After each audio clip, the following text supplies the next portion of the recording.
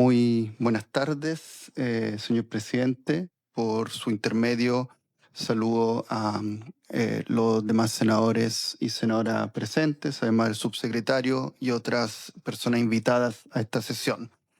En esta presentación analizaré el contenido del proyecto de ley en cuestión y su compatibilidad con los estándares internacionales de derechos humanos.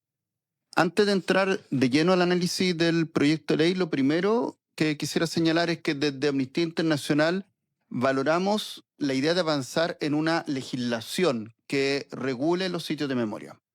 Esto viene a hacerse cargo de vacíos identificados por distintos organismos internacionales y órganos nacionales de derechos humanos hace muchos años, como por ejemplo la ausencia de una política pública integral sobre los sitios de memoria, financiamiento insuficiente y fragmentado, falta de parámetros técnicos comunes, desigualdad territorial y administrativa entre sitios y limitada participación de comunidades de memoria en decisiones estatales. Los estándares de derechos humanos que desde Amnistía Internacional hemos utilizado para el análisis de este proyecto tienen que ver con lo desarrollado por la Corte Interamericana de Derechos Humanos, por relatorías de Naciones Unidas, por principios desarrollados en el marco de Mercosur, y por otras distintas jurisprudencias de órganos internacionales. Y tiene que ver básicamente con tres estándares. El primero, el derecho a la verdad como obligación del Estado. Este derecho supone la obligación de los Estados de esclarecer las violaciones graves a los derechos humanos, identificar a los responsables y reconstruir las circunstancias de los hechos e implementar políticas públicas que garanticen la no repetición. Los sitios de memoria son instrumentos esenciales para el cumplimiento de este derecho a la verdad. Según la Corte Interamericana de Derechos Humanos, la construcción y preservación de los sitios constituye una forma imprescindible de reparación simbólica. Un segundo nivel de estándares tiene que ver con la memoria como patrimonio colectivo y como bien público. Y aquí lo primero que quisiéramos señalar es que la memoria histórica no es únicamente una dimensión simbólica o cultural. Forma parte de la institucionalidad democrática y del deber estatal de garantizar condiciones para que la sociedad pueda comprender y procesar eventos traumáticos del pasado. Y básicamente, de acuerdo a lo que se ha desarrollado, por ejemplo, en los principios fundamentales sobre políticas públicas de sitio de memoria, elaborado en el contexto del Mercosur, son tres las funciones centrales de los sitios en relación con la memoria como bien público y patrimonio colectivo. Una función pedagógica para las nuevas generaciones, una función social porque permite fortalecer vínculos comunitarios y permite a las víctimas y familiares también reconstruir sentido tras la violencia. Y también una función democrática, porque contribuye a tener una ciudadanía crítica, activa y consciente del valor del Estado de Derecho. Y en tercer lugar hay que considerar los estándares relacionados con la justicia transicional y la garantía de no repetición. Y aquí cabe señalar que especialmente en América Latina, en el contexto latinoamericano, las políticas de memoria forman parte de los pilares fundamentales de la justicia transicional junto a la justicia, a la reparación integral y a las garantías de no repetición. En nuestro análisis del proyecto de ley queremos destacar algunos aspectos positivos y también algunas debilidades que creemos que es relevante que puedan considerar en la comisión. En cuanto a los aspectos positivos, en primer lugar, consideramos que constituye un hito que por primera vez en la legislación chilena se establezca una definición jurídica explícita de lo que son los sitios de memoria. Esta definición integra, a nuestro juicio correctamente, tres dimensiones fundamentales. Primero, los lugares donde se perpetraron violaciones graves de los derechos humanos. Segundo, los espacios donde se ejerció resistencia frente a la violencia estatal. Y tercero, aquellos que han sido resignificados por comunidades, víctimas y organizaciones sociales como parte de los procesos de reconstrucción de la memoria histórica. Todo esto creemos que va acorde a los estándares interamericanos de derechos humanos. Un segundo elemento que constituye a nuestro juicio un avance es que se aprecia la creación de un mecanismo diferenciado de financiamiento que distingue entre recursos destinados a la gestión y operación cotidiana de los sitios, por un lado, aquellos orientados a la infraestructura, conservación y habilitación física, y en tercer lugar, aquellos que financian actividades educativas y de difusión memorial.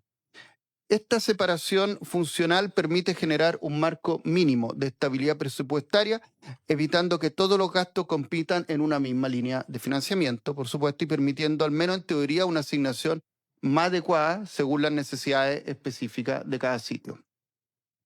En tercer lugar, el proyecto introduce una base institucionalizada especializada al situar la rectoría de la política de memoria en la Subsecretaría de Derechos Humanos del Ministerio de Justicia. Nos parece también una decisión adecuada que reconoce que los sitios de memoria forman parte del ámbito de las políticas públicas de derechos humanos y no únicamente del campo patrimonial. En cuarto y último lugar, como elemento positivo, creemos que está la exigencia de que las organizaciones vinculadas elaboren planes bienales de gestión patrimonial y memorial. ¿En qué sentido? Creemos que esta herramienta, si es bien utilizada, puede permitir orientar los recursos públicos con criterios de planificación estratégica, evaluación de impacto y enfoque territorial y transparencia. Dicho lo anterior, como había adelantado, hay algunos aspectos que creemos que son debilidades, no menores, de hecho estructurales, que consideramos deben ser analizadas también a la luz de los estándares internacionales de derechos humanos. Un primer problema, a nuestro juicio, importante es la decisión de condicionar el acceso al financiamiento a la obtención previa de la categoría de monumento histórico. El propio mensaje presidencial reconoce que actualmente existen 1.016 sitios de memoria identificados en Chile, pero muchos de ellos no han sido declarados monumentos históricos, ya sea porque se encuentran en zonas rurales, porque el inmueble ha sido modificado o destruido, o porque su valor radica en el significado testimonial otorgado por las comunidades antes que en su arquitectura. El régimen patrimonial chileno es lento, restrictivo y depende de criterios que no coinciden necesariamente con la lógica de la memoria histórica, puesto que privilegia la dimensión material por sobre la simbólica. Esta exigencia, por tanto, podría dejar fuera a un número importante de sitios impulsados por agrupaciones de familiares. Una segunda debilidad tiene que ver básicamente con la participación de las víctimas y de las comunidades de memoria. Si bien el proyecto reconoce la existencia de organizaciones vinculadas, así se denominan en el proyecto, no garantiza mecanismos de participación incidente o vinculante en la toma de decisiones esenciales, tal como se recomienda por diversos órganos internacionales de derechos humanos. En los procedimientos de concurso y la elaboración de los planes bianuales que mencioné anteriormente, la participación es básicamente informativo-decorativa a nuestro juicio, reproduciendo la dependencia del Estado y restringiendo la apropiación social de los sitios como espacios de verdad y reparación. Un tercer problema estructural deriva del uso excesivo de mecanismos concursales para asignar parte importante del financiamiento. Esto, a nuestro juicio, reproduce gran parte de los problemas existentes actualmente. Esta concursabilidad genera inestabilidad financiera, proyecta incertidumbre sobre los sitios y finalmente los obliga más a elaborar proyectos en situación de precariedad que a su propio mandato vinculado con la reparación histórica. Creemos que sí podrían haber fondos concursables, pero que deberían orientarse exclusivamente a proyectos complementarios o iniciativas de innovación. También vemos como una debilidad adicional la ausencia de una política robusta de archivos, documentación y preservación de información vinculada a los sitios de memoria. Aquí cabe señalar que la Corte Interamericana de Derechos Humanos ha sido enfática en señalar que los estados deben adoptar medidas activas para preservar documentos, testimonios y evidencias asociadas a graves violaciones a los derechos humanos como forma de garantizar el derecho a la verdad y facilitar procesos judiciales. Por otra parte, el proyecto carece de un enfoque sólido en educación y pedagogía de los derechos humanos, como sí existen legislaciones de otros países como Argentina o Uruguay. Si bien se incluyen actividades adicionales que pueden tener un componente educativo, no reconoce explícitamente la obligación de integrar los sitios de memoria en políticas nacionales de educación de derechos humanos, formación docente y currículum escolar. La ausencia de un mandato explícito debilita la función transformadora de estos espacios dentro de la sociedad. Y finalmente, creemos que el proyecto no contempla medidas específicas para enfrentar las importantes desigualdades territoriales existentes entre los sitios de memoria a lo largo del país. No se incluyen criterios para beneficiar a regiones extremas, zonas rurales, territorio indígena o sitios administrativos administrados por organizaciones con menos recursos administrativos.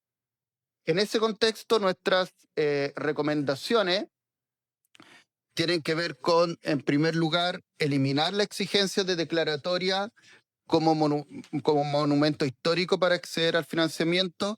En segundo lugar, incorporar un sistema de financiamiento basal garantizado de carácter anual y no sujeto a concurso que permita cubrir los costos básicos y permanentes de funcionamiento de los sitios reconocidos.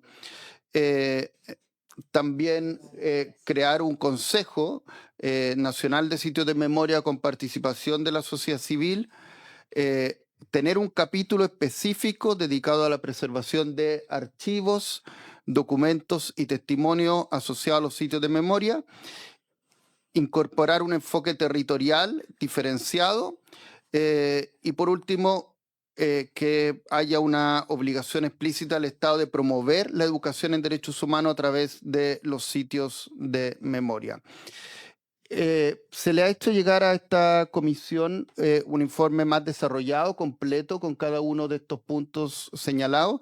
Quisiera también después quedar disponible, por supuesto, para vuestra consulta o comentario, pero terminar señalando que estas recomendaciones que hacemos desde Amnistía Internacional buscan asegurar que el proyecto de ley no solo corrija las precariedades históricas de los sitios de memoria, sino que los convierta en pilares robustos de una política estatal comprometida con la verdad, la justicia y las garantías de no repetición.